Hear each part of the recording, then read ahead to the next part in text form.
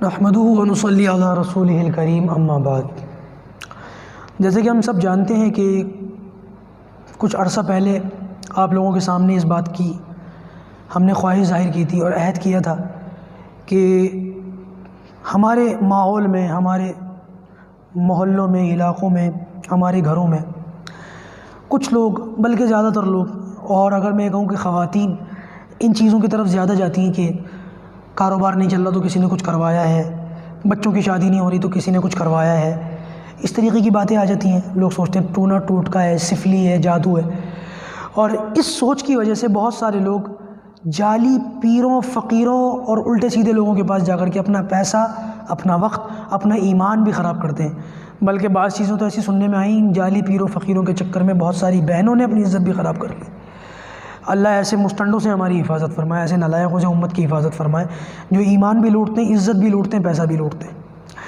اس ضرورت کو محسوس کرتے ہوئے یہ محسوس ہوا کہ بھائی کیوں نہ قرآن کریم کے ذریعے سے، احادیث رسول کے ذریعے سے ایسے اعمال ہمارے سامنے آئیں، ایسی باتیں آپ لوگوں کے سامنے پیش کی جائیں کہ جس میں ہم ان نالائقوں کے محتاج نہ بنیں اور اپنے آپ کو ان کا وہ نہ سمجھیں، ہم ہیلپ لیس محسوس نہ کریں۔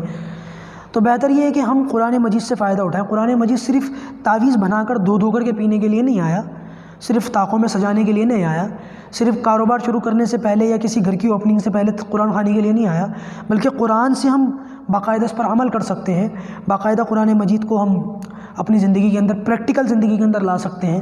تمام ہماری زندگی کی رہنمائی قرآن کے ذریعے سے ہو سکتی ہے، وہیں ہماری یہ ضرورت بھی قرآن کے ذریعے سے پوری ہو سکتی ہے۔ ایک چیز یاد رکھیں، بات لمبی ہو جائے گی، میں صرف سیدھے پوائنٹ پر آتا ہوں۔ ہم میں سے بہت سارے لوگ سوچتے ہیں کہ شاید ہمارے کاروبار کی وجہ سے، ہماری صحت کی وجہ سے، بچوں کے رشتے نہ ہونے کی وجہ سے ہم پر جادو کیا ہوا ہے۔ تو آپ پر جادو ہے یا نہیں، اس کا آپ خود پتہ لگائیں، اس کا میں ایک طریقہ قرآن مجید کے ذریعے سے بتا رہا ہوں۔ دیکھو بھائی، بتانے والے ہم ہیں، کوشش کرنے والے ہم ہیں، اثر ڈالنے والی اللہ کی ذات ہے۔ یہ جو اعمال میں بتا رہا ہوں، یہ کرنے سے پہلے یہی نیت کر لیجئے گا کہ کرنے والی ذات اللہ کی ہے، میرا کمال نہیں ہے، کیونکہ یہ میں نے بھی خود تجربہ کر کے دیکھا ہے اور باقاعدہ اس کا بڑا فائدہ ہوا ہے، کیونکہ میں نے کر کے دیکھا ہے، خود کر کے دیکھا ہے، تجربہ ہے اس کا۔ تجربہ ایسے کریں کہ جس شخص کے بارے میں آپ کو ایسا لگتا ہو کہ اس پر جنات کا اثر ہے یا جادو کا اثر ہے، اس کے بارے میں گمان ہو یا شک ہو، تو اس کا کوئی کپڑا جو اس نے اتارا ہو، یہ جو ہمارا لباس ہو نا، ہم نے پہن رکھا ہے، یہ کپڑا جو اس نے اتارا ہو، اور اگر اندر کا کپڑا جیسے بنیان وغیرہ، یہ کپڑا مل جائے تو بھی ٹھیک ہے، یہ اوپر کا مل جائے تو بھی ٹھیک ہے، دھلا ہوا نہ ہو، کپڑا استعمال کے بعد اتار دیا ہو، دھویا ہوا نہ ہو، اس کپڑے کو لے لیں، اور لینے کے بعد اس کپڑے کو ناپ لیں، بالش کے ذریعے سے ناپ لیں، کسی چیز کے ذریعے سے ناپ لیں، دیکھ لیں کہ وہ کتنا بڑا ہے، لمبائی میں ناپ لیں کہ وہ کپڑا کتنا بڑا ہے۔ اس ناپنے کے بعد اس کو طے کر کے رکھ دیں، اور چند ایک چیزیں پڑھیں۔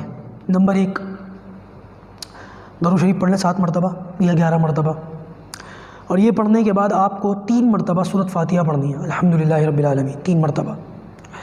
3 مرتبہ سورۃ فاتحہ پڑھنے کے بعد 3 مرتبہ آیت الکرسی پڑھنی ہے، اللہ لا الہ الا هو الحی القیوم، پوری آیت الکرسی 3 مرتبہ پڑھنی ہے۔ آیت الکرسی 3 مرتبہ پڑھنے کے بعد اب آپ کو سورہ صافات کی 11 آیتیں 1 مرتبہ پڑھنی ہے۔ سورہ یاسین کے بعد سورہ صافات شروع ہو جاتی ہے 23ویں سپارے میں، قرآن مجید کھول کے دیکھ لیجئے گا۔ سورہ صافات کی 11 آیتیں صرف 1 مرتبہ، لازب تک، لازب ایک لفظ آئے گا، لازب، یہاں تک پڑھنا ہے۔ اس کے بعد آپ کو سورہ جن کی 4 آیتیں پڑھنی ہے 1 مرتبہ، سورہ جن 29ویں سپارے میں ہے، اس کی صرف 4 آیتیں پڑھنی ہے 1 مرتبہ۔ اس کے بعد آپ کو قل یا ایھا الکافرون کی صورت 1 مرتبہ، قل ھو اللہ احد کی صورت 1 مرتبہ، قل اعوذ برب الفلق کی صورت 1 مرتبہ، قل اعوذ برب الناس کی صورت 1 مرتبہ، یعنی کہ چاروں قل 1 مرتبہ پڑھنے ہیں آپ کو۔ یہ پڑھنے کے بعد آپ کو پھر سے درود شریف پڑھ لینا ہے 7 مرتبہ یا 11 مرتبہ جو آپ نے شروع میں پڑھا تھا۔ یہ پڑھنے کے بعد آپ اس کپڑے پر دم کریں، تھتکارنے کی طرح، جیسے تھتکارتے ہیں کسی چیز کو، تھوکنا نہیں ہے بھائی، کبھی تھوک دیں کپڑے کے اوپر، اس طریقے سے اس کے اوپر دم کریں کہ کچھ تھوک کی چھینٹیں جو ہیں وہ کپڑے کے اوپر جاتی ہوئی محسوس ہو۔ اس کو 20-25 منٹ کے لیے رکھ دیں، کچھ وقت کے لیے رکھ دیں، اور اس کے بعد پھر اس کپڑے کو کھولیں۔ کھولنے کے بعد دوبارہ اس کپڑے کو ناپ لیں. اب اگر وہ کپڑا 1 انگل بڑھ چکا ہے تو اس کا مطلب یہ ہے کہ اس پر حمزات کا اثر ہے، اس کے مطابق جو ہے اس کا علاج کریں. علاج کرنے کی کیا طریقے میں بتاؤں گا انشاءاللہ. جب اعمال کی ایک سیریز شروع ہوئی ہے تو انشاءاللہ یہ طریقے بھی ہم بتائیں گے. فی الحال یہ طریقہ سن لیں کہ اگر 1 انگل وہ کپڑا 1 انگلی کی مقدار بڑھ گیا ہے تو اس کا مطلب یہ ہے کہ جنات وغیرہ جو برے جنات جو حمزات ہوتے ہیں اس کا اثر ہے، اس کے مطابق پھر اس کا علاج کریں. اور اگر کپڑا 2 انگل بڑا ہے، اچھا بڑھ بھی سکتا ہے گھٹ بھی سکتا ہے، اگر 1 انگل بڑا یا گھٹا ہے تو اس پر حمزات کا اثر ہے. اور اگر 2 انگل بڑا یا گھٹا ہے تو اس پر شیطان کا اثر ہے، پھر اس کے مطابق جو ہے علاج کریں. اور اگر 3 انگل گھٹا یا بڑا ہے تو اب اس کے اوپر جو ہے جادو کا اثر ہے. گھٹ گیا یا بڑھ گیا ہے 3 انگل، اب اس کے اوپر جادو کا اثر ہے، اب اس کا علاج جادو کے مطابق ہوگا، اس کے جادو کا علاج کیا جائے گا. یہ بات یاد رکھیں، جادو برحق ہے، کرنے والا کافر ہے. احادیث مبارکہ سے صاف طور پر ملتا ہے کہ نبی اکرم صلی اللہ علیہ وسلم کے اوپر بھی جادو کیا گیا تھا. یہود کی 2 بیٹیوں کی طرف سے وہ قل اعوذ برب الفلق اور قل اعوذ برب الناس کی صورتیں ہی اسی طریقے سے نازل ہوئیں. آپ صلی اللہ علیہ وسلم نے پھر اپنے آخری وقت تک ان صورتوں کو سونے سے پہلے اپنا معمول بنایا. تو اس کا بھی جو ہے معمول بنائیں اور اس کے ذریعے سے علاج کریں.